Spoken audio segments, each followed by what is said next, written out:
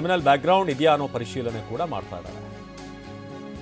ಇನ್ನು ಈ ಕೇಸ್ಗೆ ಸಂಬಂಧಪಟ್ಟ ಹಾಗೆ ಪರಪ್ಪನಗರ ಜೈಲಿಗೆ ತೆರಳಿದಂತ ಪೊಲೀಸ್ ಟೀಮ್ ಜೈಲಿನಿಂದ ರಾಬರಿಗೆ ಸಂಚು ರೂಪಿಸಿರುವಂತ ಅನುಮಾನ ಕೂಡ ಇದೆ. ಇನ್ಸ್ಪೆಕ್ಟರ್ ನೇತೃತ್ವದಲ್ಲಿ ಜೈಲಿನಲ್ಲಿ ಪರಿಶೀಲನೆ, ನಿನ್ನೆ ರಾತ್ರಿ ತೆರಳಿ ಮಾಹಿತಿ ಪಡೆದಿರುವಂತಹ ಪೊಲೀಸರು ಒಳಗಿರುವಂತ ಯಾರಿಗಾದ್ರೂ ಲಿಂಕ್ ಇದೆಯಾ ಅನ್ನೋ ಪರಿಶೀಲನೆ ಕೂಡ ನಡೆಸಲಾಗ್ತಾ ಇದೆ. ಒಂದ್ ಕಡೆ ಸಿಎಂಎಸ್ ಸಿಬ್ಬಂದಿಯನ್ನ ವಿಚಾರಣೆಗೆ ಒಳಪಡಿಸ್ತಾ ಇದ್ರೆ, ಇನ್ನೊಂದ್ ಕಡೆ ಪರಪ್ಪನಗರ ಜೈಲ್ಗೂ ಕೂಡ ಹೋಗಿದ್ದಾರೆ. ಒಳಗಿರುವಂತ ಯಾರಿಗಾದ್ರೂ ಲಿಂಕ್ ಇದೆಯಾ ಅನ್ನೋದ್ರ ಬಗ್ಗೆ ಈಗ ವಿಚಾರಣೆ ನಡೀತಾ ಇದೆ. ಇದು ಬೆಂಗಳೂರಿನಲ್ಲಾದಂಥ ಈ ದರೋಡೆ ಕೇಸ್ಗೆ ಸಂಬಂಧಪಟ್ಟ ಹಾಗೆ ಈಗ ಪೊಲೀಸರು ಆಕ್ಟಿವ್ ಆಗಿದ್ದಾರೆ. ವಿಕಾಸ್ ಈ ಬಗ್ಗೆ ಹೆಚ್ಚಿನ ಮಾಹಿತಿಯನ್ನು ಕೊಡ್ತಾರೆ. ವಿಕಾಸ್, ಇದೀಗ ಒಂದ್ ಕಡೆ ಸಿಎಂಎಸ್ ಸಿಬ್ಬಂದಿಯ ವಿಚಾರಣೆ ಕೂಡ ನಡೀತಿದೆ, ಇನ್ನೊಂದ್ ಕಡೆ ಪರಪ್ಪನಗರ ಜೈಲಿಗೆ ಅಲ್ಲಿ ಪೊಲೀಸರು ಕೂಡ ಅಲ್ಲಿ ಹೋಗಿದ್ದಾರೆ. ಅಲ್ಲಿಂದ ಏನಾದರೂ ಲಿಂಕ್ ಇದೆಯಾ, ಯಾರಾದರೂ ಮಾನಿಟರ್ ಮಾಡ್ತಾ ಇದ್ರಾ ಏನು ಅಂತ, ಸೊ ಇದಕ್ಕೆ ಸಂಬಂಧಪಟ್ಟ ಹಾಗೆ ಅಪ್ಡೇಟ್ ಏನಿದೆ ವಿಕಾಸ್?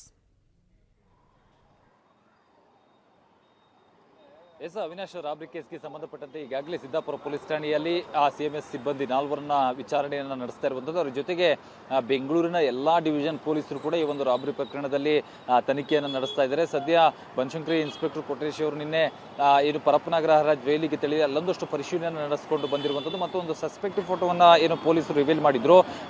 ಇವರಿಗೂ ಮತ್ತು ಅಲ್ಲಿರ್ತಕ್ಕಂಥ ಕೆಲವೊಬ್ಬರು ದರೋಡೆ ಕೇಸ್ನಲ್ಲಿದ್ದಂತಹ ಆರೋಪಿಗಳು ಇದಾರಲ್ಲ, ಅವರಿಗೇನಾದರೂ ಲಿಂಕ್ ಇದೆಯಾ ಅಥವಾ ಪರಿಚಯ ಇದೆಯಾ ಈ ಮುಖಗಳು ಅನ್ನೋದನ್ನು ಕೂಡ ಪೊಲೀಸರು ತನಿಖೆಯನ್ನು ಮಾಡಿಕೊಂಡು ಬಂದಿರುವಂಥದ್ದು. ಅದ್ರ ಜೊತೆಯಲ್ಲಿ ಇಲ್ಲಿ ಸ್ಥಳೀಯ ವ್ಯಕ್ತಿಗಳು ಈ ಒಂದು ದರೋಡೆಗೆ ಪ್ಲಾನ್ ಅನ್ನ ರೂಪಿಸಿಕೊಟ್ಟಿರುವಂತಹ ಒಂದು ಮಾಹಿತಿ ಕೂಡ ಈಗ ಸಿಗ್ತಾ ಇರುವಂಥದ್ದು. ಯಾಕಂದ್ರೆ ಆ ಪೊಲೀಸ್ ಏನು ತನಿಖೆಯಲ್ಲಿ ಎಲ್ಲೆಲ್ಲಿ ಸಿಸಿ ಕ್ಯಾಮ್ರಾ ವಿಜುವಲ್ಸ್ಗಳಿಲ್ಲ ಆ ಸ್ಪಾಟ್ ಅನ್ನು ಅವರು ಚೂಸ್ ಮಾಡ್ಕೊಂಡಿದ್ದಾರೆ ಮತ್ತು 3 ಪೊಲೀಸ್ ಠಾಣೆಗಳು ಸೇರ್ತಕ್ಕಂಥ ಒಂದು ಜಾಗ, ಅದು 3 ಪೊಲೀಸ್ ಠಾಣೆ ಮತ್ತು 2 ಡಿವಿಷನ್ಗಳು ಒಂದಾಗ್ತಕ್ಕಂಥ ಜಾಗ. ಆ ಜಾಗವನ್ನ ನೋಡಿಕೊಂಡು ಒಂದು ವೇಳೆ ಪೊಲೀಸರನ್ನ ಸ್ವಲ್ಪ ಸಮಯ ಅವರು ಯಾವ ಡಿವಿಷನ್ಗೆ ಬರುತ್ತೆ ಅಂತಕ್ಕಂಥ ಕನ್ಫ್ಯೂಷನ್ಗೆ ಬೀಳಲಿ ಅಂತಕ್ಕಂಥ ಒಂದು ಪ್ಲಾನಿಂಗ್ ಅನ್ನು ಕೂಡ ದರೋಡೆಕೋರರು ಮಾಡ್ಕೊಂಡಿದ್ರೆ ಅಂತಕ್ಕಂಥ ಒಂದು ಅನುಮಾನ ಇದೆ. ಸೊ ಹಾಗಾಗಿ ಈ ಸ್ಕೆಚ್ ಅನ್ನ ನೋಡ್ತಾ ಇದ್ರೆ ಎಲ್ಲೋ ಒಂದ್ ಕಡೆ ಸ್ಥಳೀಯ ವ್ಯಕ್ತಿಗಳು ರಾಬರಿ ಗ್ಯಾಂಗ್ ಜೊತೆ ಕೈ ಜೋಡಿಸಿ ಈ ಸ್ಕೆಚ್ ಅನ್ನ ರೂಪಿಸಿಕೊಟ್ಟಿದ್ರೆ ಅಂತಕ್ಕಂಥ ಒಂದು ಅನುಮಾನ ಕೂಡ ಈಗ ಪೊಲೀಸರಿಗೆ ಮೂಡ್ತಾ ಇರುವಂತದ್ದು. ಸೊ ಆ ಆಂಗಲ್ ನಲ್ಲಿ ಈಗ ಪೊಲೀಸರು ತನಿಖೆ ನಡೆಸ್ತಾ ಇದ್ದಾರೆ. ಏನು ವಿನೋದ್ ಏನಿದ್ದಾನೆ, ಈತ ಒಂದು ಸಿಎಂಎಸ್ ಚಾಲಕ ಏನಿದ್ದಾನೆ, ಈತ ಬಿಹಾರಿ ಮೂಲದವನು. ಸೊ ಬಿಹಾರಿ ಮೂಲದಿಂದ ಇಲ್ಲಿಗೆ ಬಂದು ಸುಮಾರು 3-4 ವರ್ಷಗಳಿಂದ ಆತ ಇದೇ ಸಿಎಂಎಸ್ ಇದರಲ್ಲಿ ಕೆಲಸವನ್ನ ಮಾಡ್ತಾ ಇದ್ದಾನೆ.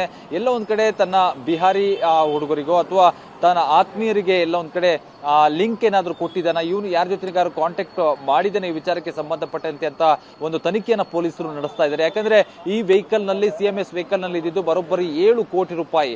ನಾವು ಪ್ರತಿ ದಿನ ಗಮನಿಸುವಂತೆ ಸಿಎಂಎಸ್ ಏನು ಎಟಿಎಂಗೆ ತುಂಬುವಂತ ಹಣ ವರ್ಗಾವಣೆ ತಗೊಂಡು ಹೋಗ್ತಾ ಇರ್ತಾರೆ, ಅದರಲ್ಲಿ 1.5-2 ಕೋಟಿ ಹಣ ಅಷ್ಟು ಮಾತ್ರ ವರ್ಗಾವಣೆ ಆಗ್ತಾ ಇರುತ್ತೆ. ಅದಿದ್ರು ಹ್ಯೂಜ್ ಅಮೌಂಟ್ ಈ ಒಂದು ವೆಹಿಕಲ್ ನಲ್ಲಿ ಇದೆ ಅಂತಕ್ಕಂಥ ಮಾಹಿತಿ, ಇವೆಲ್ಲವೂ ಕೂಡ ಸಿಬ್ಬಂದಿಯಿಂದ ಒಂದು ಮಾಹಿತಿ ಸೋರಿಕೆ ಆಗಿರುವಂತಹ ಚಾನ್ಸಸ್ಗಳು ಕೂಡ ಮೇಲ್ನೋಟಕ್ಕೆ ಕಂಡು ಬರ್ತಾ ಇದೆ. ಸೊ ಹಾಗಾಗಿ ತೀವ್ರ ವಿಚಾರಣೆಯನ್ನ ಪೊಲೀಸರು ಈಗ ಸಿದ್ದಾಪುರ ಪೊಲೀಸ್ ಠಾಣೆಯ 4 ಸಿಬ್ಬಂದಿಗಳನ್ನ ನಡೆಸ್ತಾ ಇರುವಂತದ್ದು. ಅವಿನಾಶ್.